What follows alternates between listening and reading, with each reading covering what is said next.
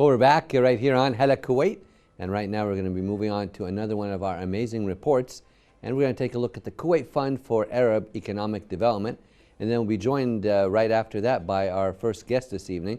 We'll be joined by Abdulrazzag AlSanea, who is a researcher at the Kuwait Fund for Arab Economic Development. That'll be coming up very shortly in our first interview segment. Stay tuned.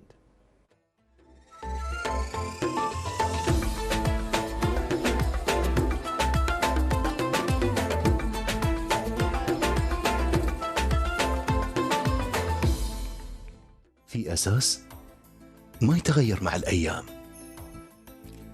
ولا من مكان لمكان، هو الإيمان بأن الإنسان هو حجر الأساس لبناء المجتمعات. نزرع الطموح ونحصده، وقدرات شبابنا ما لها حدود، مؤمنين بأن قيمتنا الحقيقية تكون بتغيير حياة الناس للأفضل.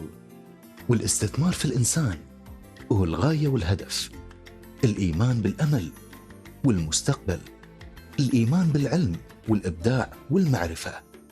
الإنسان هو حجر الأساس.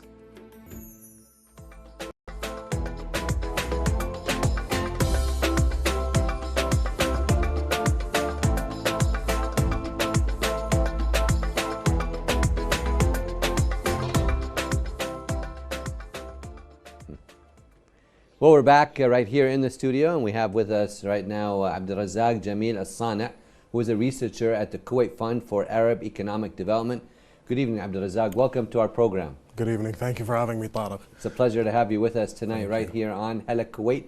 And maybe you could start out by telling us a little bit about the Kuwait Fund. The Kuwait Fund has a significant role in society.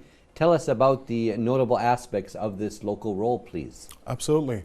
In terms of a local role, the Kuwait Fund as an international development fund gets involved on the Kuwaiti level to a certain extent. In terms of the local role, in recent memory, in COVID-19 response, the Kuwait Fund provided roughly 30 million Kuwaiti dinars to the state of Kuwait, as well as different programs that aim to inspire and train young Kuwaitis and graduates from the high school to the graduate level. And beyond that, we also are very involved in terms of the public authority for housing welfare. We're doing a lot of great things there. So maybe you could tell us in some details, please, about the fund's role and contributions regarding housing welfare in the state of Kuwait, please. Absolutely. In 2003, there was a mandate change for the Kuwait Fund that allowed for direct contribution on a local level in Kuwait. And following such change in mandate, the Kuwait Fund purchased roughly 500 million Kuwaiti dinars worth of bonds in the Public Authority for Housing Welfare. And since then has been providing 25% of its profits to the public authority.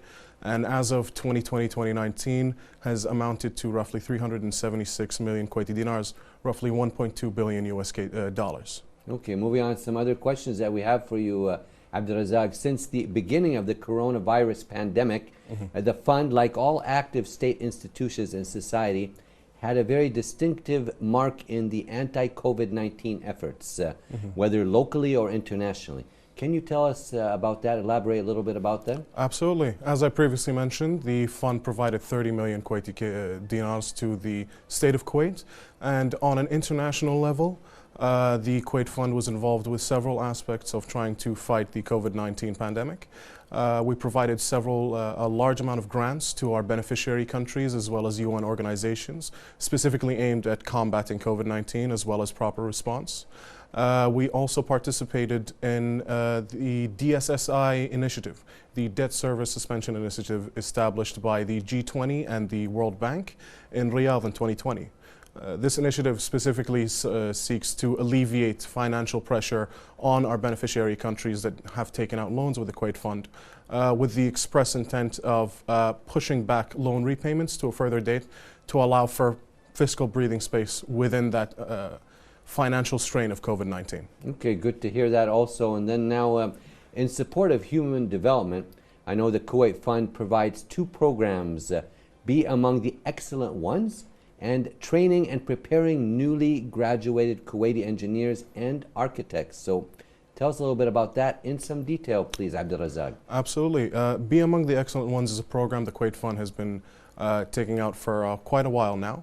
It specifically entails getting in contact with the highest achieving young students in the Kuwaiti public education system and inviting them to both learn about the fund as well as... Is this like an internship, Abdulrazzag? It's more so of a project tour as well as an educational situation. So in the summers we would take them to different project sites for the Kuwait Fund in different areas. So on-site training and so forth, huh? Yes. Good to hear that. Yes, although the training aspect comes in more with the second program, which focuses on freshly graduated Kuwaiti engineers and architects, and the program entails high-level training as well as education, therefore further preparing them post-graduation, and as well as possibly taking some of them into the fund itself. Tell us a little bit more about this. Sounds very interesting that the fund is supporting the local youth here, the outstanding students. No, absolutely. So what happens with the Be Among the Excellent Ones is that the Kuwait Fund seeks out the highest achieving students in the public system, and as I mentioned, tries to educate them as well as show them the possible avenues that the Kuwait Fund does. And as for training for these young fresh graduate engineers, it to a degree elevates the overall level of fresh graduates of engineers and architects in Kuwait. Good to hear that also. So what is Kuwait Fund's role in backing the Kuwaiti local economy? Tell us a little bit about that, how it's supporting and helping the local economy, please. In terms of the local economy, the Kuwait Fund has several projects all throughout the world. And within these projects, we have contractors and consultants, and we make a concerted effort to involve Kuwaiti consultants and contractors within these projects. We actually have stipulations on quite a few of our loans that the consultant be a joint venture between a Kuwaiti consultant and a international consultant, therefore both elevating the level of consultant firms in these places as well as giving further reach for these Kuwaiti consultancy firms. Okay, it's good to get the Kuwaiti consultancy firms involved also so they could gain experience with these very vast different projects that are taking place all around the world. Absolutely. Well, Abdulrazzag, it's a pleasure to have you with us right here on Hala Kuwait. Do you have any last words or comments for the audience who are watching tonight's episode? I'd just like to say it's been an absolute honor to be here, and that the Kuwait Fund further strives for the development of both Arab and international nations, and that the Kuwait Fund is here not only for these nations but as well as for the nation of Kuwait, putting out a further arm in international relations and putting on a bright face for the state of Kuwait.